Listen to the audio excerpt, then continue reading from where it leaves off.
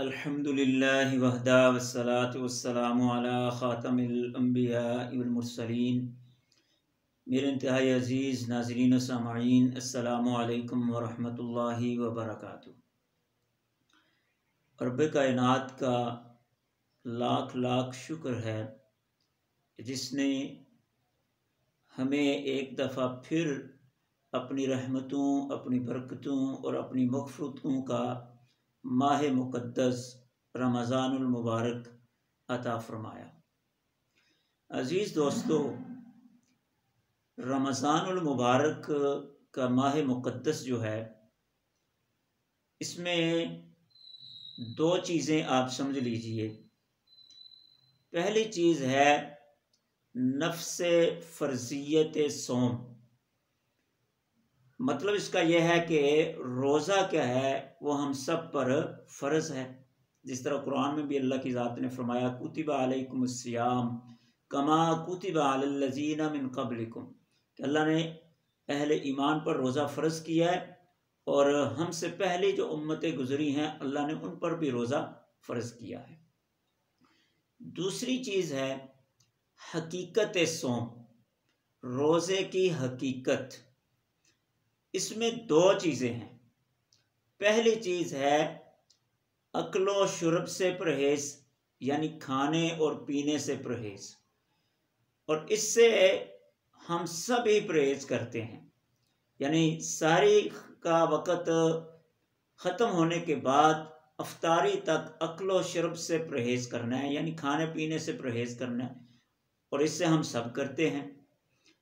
دوسری چیز ہے منکرات سے پرہیز، یعنی وہ چیزیں جن سے اللہ نے منع کیا ہے ان سے پرہیز، ان سے بچنا۔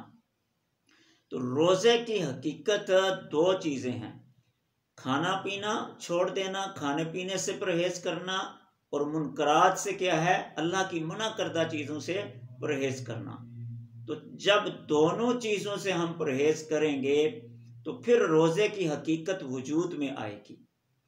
لیکن اگر ہم نے کیا ہے ان دونوں چیزوں سے پرہیز نہ کیا تو پھر روزے کی حقیقت وجود میں نہیں آئے گی، اور روزے کا اصل مقصود جو ہے، اور وہ مقصود کتنا بڑا ہے کہ اللہ کی ذات رسول اللہ صلی اللہ علیہ وسلم نے ارشاد فرمایا کہ الصوم لی وانا اجزی بہ، کہ اللہ کی ذات ارشاد فرماتے ہیں کہ روزہ میرے لیے ہے اور میں خود اس کی جزا دوں گا۔ اور رسول اللہ صلی اللہ علیہ وسلم نے نفس حقیقت صوم جو ہے اس کے بارے میں ارشاد فرمایا۔ اللہ کے حبیب فرماتے ہیں کہ من لم یدع قول الزور والعمل بہ، جو بندہ جھوٹ بولنا نہیں چھوڑتا، جو بندہ جھوٹ پر عمل کرنا نہیں چھوڑتا، فلیس للہ حاجت، تو اللہ کو کوئی حاجت نہیں، اللہ کو کوئی ضرورت نہیں ہے فی ان یدع طعامہ و شرابہ، کہ وہ اپنا کھانا پینا چھوڑ دے۔ تو صرف کھانا پینا چھوڑ دینا اس کا نام روزہ نہیں ہے، یہ روزے کی حقیقت نہیں ہے۔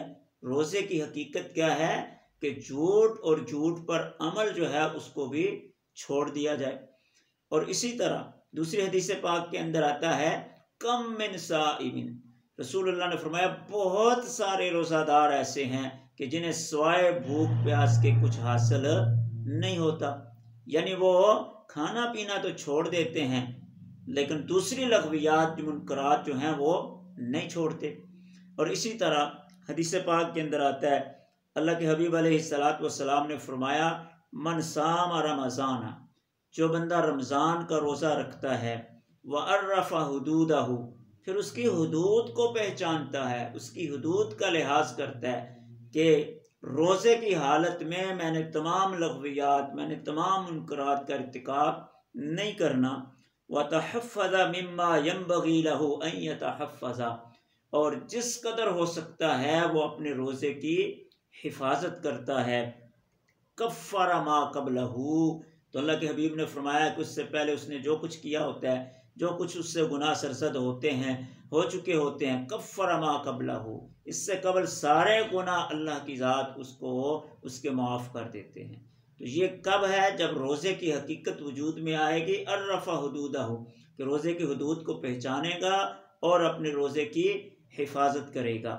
اسی طرح حدیث پاک کے اندر آتا ہے، اللہ کے حبیب نے فرمایا الصوم جنتن، کہ روزہ ڈھال ہے۔ وہ جو جنگوں میں استعمال ہوتی تھی ایک پلیٹ سی جس سے تلواروں کے اور تیروں کے وار جو ہے وہ روکے جاتے تھے، تو اللہ کے حبیب نے فرمایا روزہ بھی اس ڈھال کی مانند ہے، ما لم یخرقھا، جب تک وہ اس کو توڑ نہیں دیتا۔ تو صحابہ نے پوچھا وبما یخرقھا، اللہ کے حبیب وہ ڈھال کیسے ٹوٹتی ہے؟ اللہ کے حبیب نے فرمایا بکذب او غیبت، جھوٹ اور غیبت کے ساتھ۔ روزے دار نے جھوٹ بولا یا غیبت کی، اس کی وہ ڈھال ٹوٹ گئی۔ تو عزیز دوستو، اس لیے روزے کی حفاظت کیجئے۔ حقیقت صوم بھی یہی ہے کہ منکرات سے کیا ہے، پرہیز کیا جائے۔ اللہ کی ذات ہم سب کو عمل کرنے کی توفیق عطا فرمائے۔ وما علینا الا البلاغ المبین۔